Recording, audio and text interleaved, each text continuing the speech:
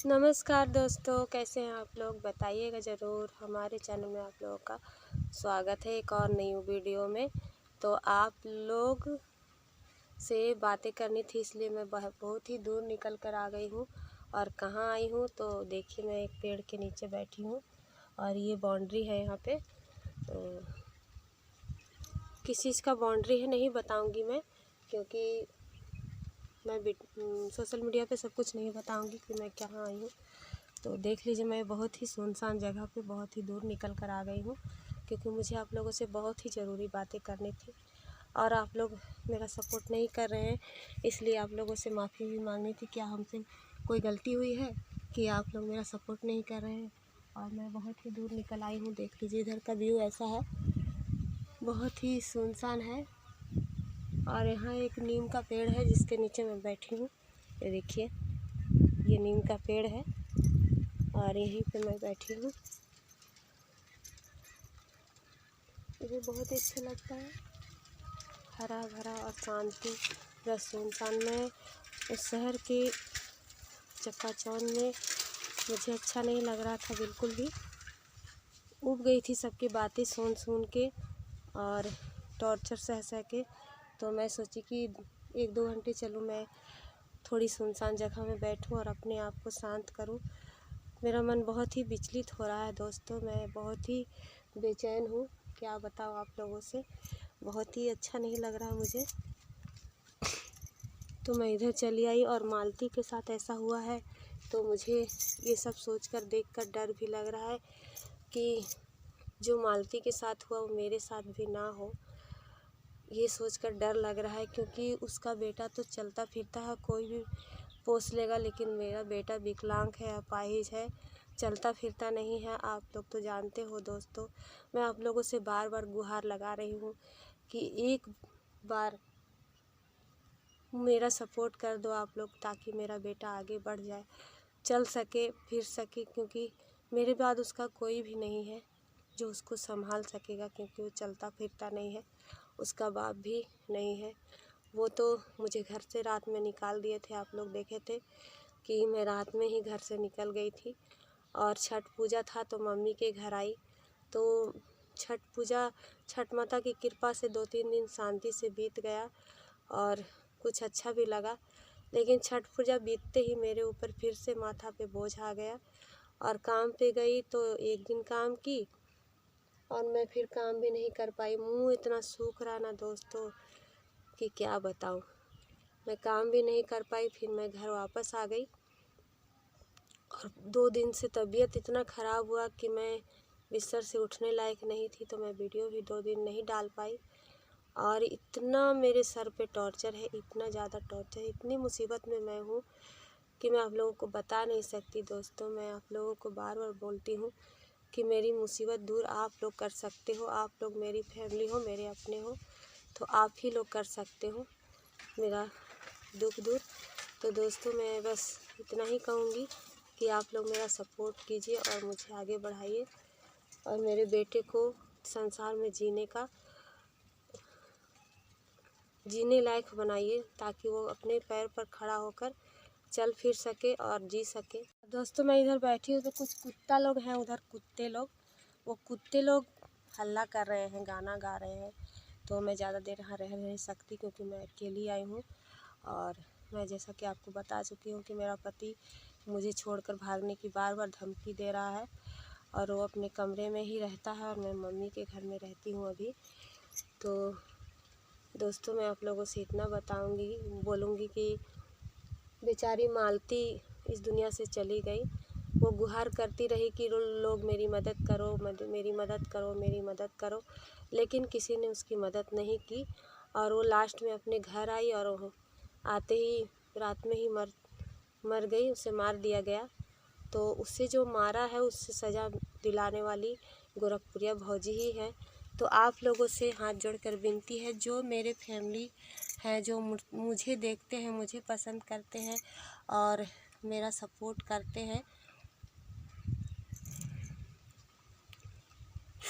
मैं उन लोगों से यही कहूँगी कि बेचारी मालती को और उसके बेटे को इंसाफ मिलना चाहिए, क्योंकि वो बिना माँ का हो गया। अभी 1.5 साल का ही है और उसका बाप भी जेल में चला गया।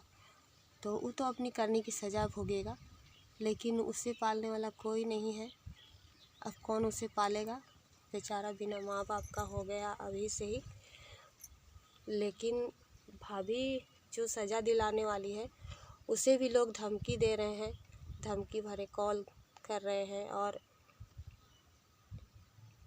बेचारी को बहुत ही तकलीफ़ है, बहुत टॉर्चर है। वो बहुत हिम्मत वाली है, आगे बढ़ती है, लेकिन उसे दबा दिया जाता है, उन्हें दिया जा रहा है। तो कितना हिम्मत करेगी बेचारी। लेकिन अगर भाभी आप ये वीडियो में आप तक पहुंचती होगी तो मैं आपसे यही कहूँगी कि आप डरना मत, क्योंकि आप बहुत हिम्मत वाली हो। आप डरना मत, क्योंकि इंसाफ दिलाना बहुत ज़रूरी है। अगर मालती को इंसाफ नहीं मिला तो हर पुरुष की हिम्मत बढ़ जाएगी, हिम्मत बढ़ जाएगी हर पुरुष की कि चलो। विष्णुराज तो इतना बड़ा सोशल मीडिया में रहते हुए मालती चौहान को करोड़ों लोग जानते थे और उसे मार दिया तो उसको कुछ होवे नहीं किया, तो हम लोगों को क्या होगा? तो आम इंसान का हिम्मत बढ़ जाएगा। तो इसलिए भाभी आपसे हाथ जोड़कर विनती है कि अगर आप तक ये बात पहुंचती है तो बहुत अच्छी बात है, क्योंकि मैं बहुत छोटी यूट्यूबर हूँ और फेमस भी नहीं हुई हूँ, मेरा वीडियो भी वायरल नहीं है और मैं बहुत दुखी हूँ। लेकिन फिर भी मैं आपके साथ खड़ी हूँ। अगर मैं आपके पास नहीं पहुँच पाऊँगी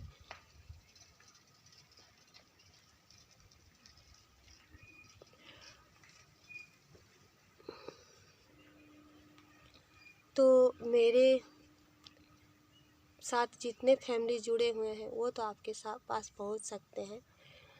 तो मैं अपने 8000 फैमिली से रिक्वेस्ट करती हूँ कि अगर आप लोग गोरखपुरिया भाभी के पास पहुँच सकते हैं तो उन तक पहुंचकर उनका सपोर्ट ज़रूर कीजिएगा, अपने आगे ज़रूर बढ़ाइएगा और इस वीडियो को ज़्यादा से ज़्यादा शेयर करिएगा। और मैं नहीं बता सकती कि दोस्तों, मैं नहीं बता सकती कि मेरे साथ क्या होने वाला है, क्योंकि मेरी ज़िंदगी का भी आखिरी दिन चल रहा है। अगर जिस मुसीबत में मैं हूँ, अगर उस मुसीबत से नहीं निकल पाई, मुझे कोई रास्ता नहीं मिला, क्योंकि मैं बहुत पैसे कम कमाती हूँ और मैं ज़्यादा पैसे की काम खोज रही हूँ, अगर नहीं मिल पाई और लोग मुझे टॉर्चर करते रह गए कि मेरा पैसा दो, मेरा पैसा दो, मुझे भी पैसा दो, वो बोलता है मुझे भी पैसा दो, वो बोलता है मुझे सूद दो, वो बोलता है क्यों ली थी, तुम जहर खा के मर जाओ। तो इतना टॉर्चर है, इतना टॉर्चर है, अपने से लेके पराये तक वो चाहते हैं कि मैं मर जाऊँ। वो नहीं चाहते, जो मेरा मदद किए हैं वो नहीं चाहते कि मैं मर जाऊँ। और क्योंकि वो मदद किए हैं तो कहीं से मेहनत की कमाई देकर, पैसा देकर और मेरी मदद किए हैं, तो मैं उनसे बेईमानी नहीं करना चाहती। बस उन्हीं लोग के लिए ज़िंदा हूँ दोस्तों, उन्हीं लोगों के लिए ही मैं ज़िंदा हूँ कि अगर मैं मर गई तो वो गरीब लोग का क्या होगा जो मेरी मदद किए हैं, कहीं से भी मेहनत की कमाई लगाकर मेरी मदद की है। और आज इतनी मजबूर हूँ कि आज मेरी मदद करने वाला कोई नहीं है, उन लोगों के पास भी नहीं है जो मेरी मदद कर सके। तो मैं उन्हीं लोगों के लिए ज़िंदा हूँ कि अगर भगवान कहीं से रोज़ी रोटी ज़्यादा दे दे तो मैं उन लोगों का कर्जा तोड़ सकूं, वो लोग मेरी वजह से बात ना सुने। तो मैं उन लोगों की वजह से ज़िंदा हूँ। और अगर मुझे रास्ता नहीं मिला तो मैं उन लोगों से भी माफ़ी मांगना चाहती हूँ कि अगर मुझे सपोर्ट नहीं मिला, मुझे कोई रास्ता नहीं मिला, मुझे कोई काम नहीं मिला और मेरा पति हमको छोड़कर भाग गया, या मेरे घर वालों ने ज़्यादा टॉर्चर किया, या